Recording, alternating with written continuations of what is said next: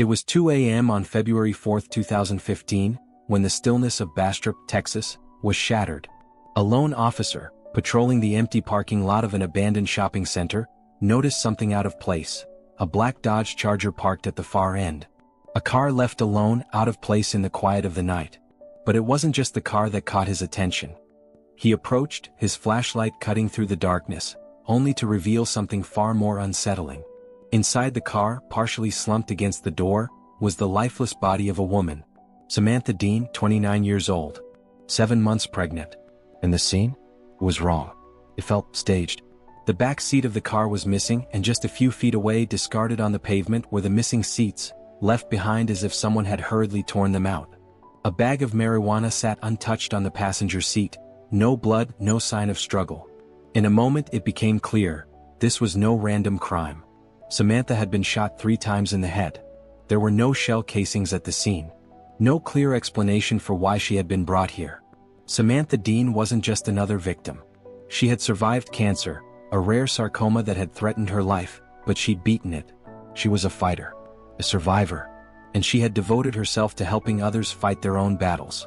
For the past 3 years she had worked with the Kyle Police Department's Victim Services team, helping people just like her, victims of violence, trauma, and loss. Her family had been thrilled when they learned she was pregnant, especially her younger sister Taylor, who was eagerly awaiting the arrival of her niece. Sam was someone everyone admired, strong, compassionate, always there to help others. And now she was gone. As investigators arrived at the scene, they couldn't help but feel the eerie weight of the circumstances. Something didn't add up. The scene seemed too clean, too meticulously planned. There were questions that had no immediate answers. Why had Samantha been lured to this desolate spot in the middle of the night? And who had carefully orchestrated her murder? The investigation had just begun. And though the road ahead was filled with twists and turns, one thing was certain: they were about to uncover a dark secret that no one could have predicted. In the shadows of Bastrop, a chilling conspiracy was unfolding. And Samantha Dean's death was just the beginning of a twisted tale that would shake her community to its core. Samantha Dean wasn't just a woman who had overcome a deadly disease. She was a beacon of hope, someone who had fought the hardest battle of her life and emerged victorious. Diagnosed with sarcoma, a rare cancer that attacked her elbow, Sam could have easily given up. But she didn't. Even through radiation and chemotherapy, she continued to attend classes at the University of Texas at San Antonio. Every day she pushed forward, determined to make a difference. Graduating with a degree in liberal arts and public policy, Samantha didn't just want a career, she wanted to serve. To make the world a better place for others, just as she had fought for her own survival. Her passion led her to the Kyle Police Department, where she worked as part of the Victim Services team. She became a pillar in the community, helping others navigate the darkest moments of their lives. She knew what it felt like to be vulnerable, to be at the mercy of life's cruelest blows. And it made her the perfect person to help others. She had this gift, a deep well of empathy. Every person who crossed her path knew they had someone they could trust. Her colleagues, her friends, and especially her family. Samantha had a special place in her heart for the people she loved. She was the kind of person who lit up a room, you know? She didn't have a bad bone in her body. She didn't just help people because it was her job. She helped because she genuinely cared. She was always putting others before herself, no matter what. But it wasn't just her work that defined her. In the final months of her life, Samantha was filled with hope. She was expecting a daughter, a little girl she had named Meline, Maddie for short. A mother-to-be, excited and filled with dreams for the future. Her family was thrilled, especially her younger sister Taylor, who was about to become an aunt. Sam's joy was palpable. She was on the verge of a new chapter, a chapter full of love and motherhood. But, like many who seemed to have it all, Samantha's life wasn't without complications. In the months leading up to her death, she had been involved in a rocky, off-again, on-again relationship with Vontra Clark, the father of her child. Their relationship was complicated at best. While Vontra was a police officer, a man whose role in the community should have made him trustworthy, his actions behind closed doors painted a much darker picture. Samantha had confided in friends about his pressure for her to have an abortion, about the turmoil between them. His refusal to acknowledge the pregnancy as something to embrace, and his desire to keep their relationship secret from his longtime partner, created an atmosphere of tension. As Samantha's due date neared, the strain in their relationship only deepened. She wanted to have the baby, her daughter, but Vantra's response was cold, distant, even threatening. He didn't want his life to change. He didn't want this responsibility. And for Sam, that conflict cut deep. Behind every smile, behind every moment of joy, there were dark secrets. Secrets that would soon come to light. The investigation into Samantha's death would soon uncover something far more sinister. As the investigation began, it was clear that the world Sam had fought so hard to make better had shattered. And someone close to her had shattered it. And what they would uncover would turn everything they thought they knew about Samantha's life upside down. In the early hours of the investigation, a single detail stood out: Samantha's phone. 2 cell phones were found in the car, one clearly hers, the other belonging to an unknown person. It was the second phone that would eventually crack the case wide open. Samantha's phone had been used to contact an unregistered burner phone, a prepaid, disposable device that was nearly impossible to trace. It was a detail that screamed intent. Whoever had killed her had gone to great lengths to cover their tracks, using the burner to lure her into a deadly trap. The first question: who was using the burner phone? And why had they reached out to Samantha in the hours before her death? As the police traced the phone's history, a pattern began to emerge. It wasn't just a random contact. This burner had been activated earlier that day, and its connections led back to a purchase made at a Walmart in Stafford, Texas. It wasn't just the purchase that was important, it was the surveillance footage that followed. The cameras had captured a man in a red hoodie buying the burner phones.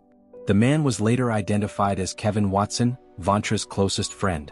Kevin Watson's involvement, once a whisper in the background, was now front and center. The link between him, Vantra, and Freddie was undeniable. But the twist didn't stop there. The footage revealed more. As the camera zoomed in on Kevin, it showed him talking on the phone, a phone that was registered to Vantra Clark. Now the detectives had what they needed: hard evidence linking the 3 men to the crime. The burning question remained, though: who pulled the trigger? And more importantly, why did they think they could get away with it? As the pieces of the conspiracy were pieced together, the pressure on Vantra, Kevin, and Freddie was mounting. Each man now knew the walls were closing in. But they had made one fatal mistake. They underestimated the tenacity of the investigators, and the truth that always comes to light. The final moments before the arrest were a blur of anticipation. The detectives were closing in, ready to put an end to the conspiracy. But what they hadn't prepared for was the last-minute twist, when the unexpected happened. The stakes had never been higher. And in that final confrontation, the truth was about to be revealed once and for all. It was the moment everyone had been waiting for, the moment when the long, drawn-out investigation finally reached its dramatic conclusion. After months of painstaking work, the conspirators were arrested. But what the investigators would soon uncover would turn everything on its head. The biggest surprise? The identity of the mastermind, the person who orchestrated Samantha's murder, was none other than Vantra Clark, a former police officer. Vantra Clark, once a respected officer, now exposed for what he truly was. The man who had sworn to protect and serve, had instead chosen to betray and destroy. Samantha Dean's life, her hope for a future, had been sacrificed on the altar of his selfishness, fear, and desperation. But as Vantra was taken into custody, the full scope of the conspiracy was only beginning to unfold. Kevin Watson, Vantra's closest friend, had struck a deal with investigators.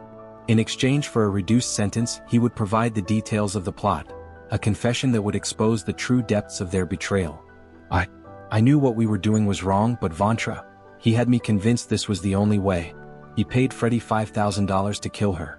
I didn't want it to go that far, but once we were in, there was no turning back. Kevin's testimony was a bombshell. With every word, the pieces of the puzzle locked into place. Vantra had been desperate to rid himself of the pregnancy. His life with Laura and their children threatened by the thought of becoming a father to Samantha's child. So he had made a dark deal with Kevin, who in turn introduced Freddie Smith to the plot. Freddie was paid handsomely to carry out the murder. But what they didn't plan for was how their web of lies would unravel so quickly. Freddie, the cold-blooded enforcer, had thought he could escape the consequences of his actions. But now he was facing the full weight of justice for his role in Samantha's murder. His ties to gang affiliations, his history of violence, and his willingness to kill for money had all been exposed. As the investigation continued, Vantra's actions became even more brazen. Desperate to avoid the consequences of his crimes, he attempted to flee the country, seeking refuge far from the long arm of the law. Vantra's attempt to flee was the final act of a man who had realized the depth of his downfall. But law enforcement was not far behind. As soon as his escape was discovered, the hunt was on. Investigators began the painstaking process of working with international agencies to ensure his extradition. What Vantra didn't count on was the unwavering determination of those he had betrayed. The investigation pushed forward with relentless precision, and soon Vantra would have nowhere left to hide. Vantra Clark was back in the United States, ready to face the charges that had long awaited him. The truth had come to light. His lies had unraveled, and now the cost of his betrayal would be paid. The courtroom was filled with tension. The weight of the conspiracy hung in the air. The prosecution laid out the facts, each piece of evidence revealing just how far the conspirators had gone to destroy an innocent life. But even as justice seemed to be within reach, the scars left by Samantha's death would never fully heal. Her family, her friends, her colleagues, each of them had lost something irreplaceable. And in the final moments of the trial, they would see the truth emerge in full force. The verdict was clear. Vantra Clark, Kevin Watson, and Freddie Smith had conspired to take an innocent life. They had tried to erase the truth, but the truth, as always, found a way to emerge. The conspirators would pay for their actions, but for those left behind, the pain of Samantha's loss would never be fully undone. The long wait for justice had come to an end. Vantra Clark, once a respected officer, now faced the harsh consequences of his choices. Kevin Watson, the friend turned accomplice, and Freddie Smith, the enforcer, all sat in silence as the weight of their actions bore down on them. The sentence was delivered: life in prison without the possibility of parole for all three men. Justice had been served. But for those left behind, the pain of Samantha Dean's death would never fully fade. The community she had so selflessly served was left to pick up the pieces. And for her family, the loss of a daughter, a sister, and a friend was a wound that time would never fully heal. Sam was the light in all our lives. To lose her, and to know she died because of people she trusted. I don't think I'll ever understand that. She didn't deserve this. None of us did. She was going to be an amazing mom. Maddie, her little girl, she'll never know how incredible her mother was. That's the hardest part. She was robbed of everything, and we were robbed of her. Samantha was the kind of person who made the world a better place just by being in it. She worked so hard for the victims to help them find peace. And it's heartbreaking to think she never got that peace herself. But we honor her every day by continuing the work she started. As her family found a measure of closure, it became clear that Samantha's legacy was far greater than her tragic end. She had been more than just a victim. She had been a fighter, a woman who dedicated her life to helping others, and in the wake of her death, the world would remember her not for how she was taken, but for what she gave. But even in the resolution of this case, there is an undeniable truth that remains, one that is far from easy to face. The psychological damage left in the wake of this crime runs deep, not just for Samantha's family, but for the very community that once trusted the men who betrayed them. In the end, what is left? A community scarred by betrayal and lives forever altered.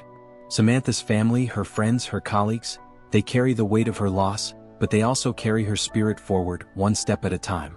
We like to believe that we can know the people closest to us, that we can trust those we love. But how well do we really know them? How close can we be to the darkest secrets, the deepest betrayals, without ever realizing it? Samantha's story is one of love, loss, and betrayal. But it is also a stark reminder of the complexities of human nature, of how the people we trust can sometimes harbor the darkest secrets. In the end, we must all ask ourselves, how well do we really know those around us? And what are we willing to do when the truth is finally revealed?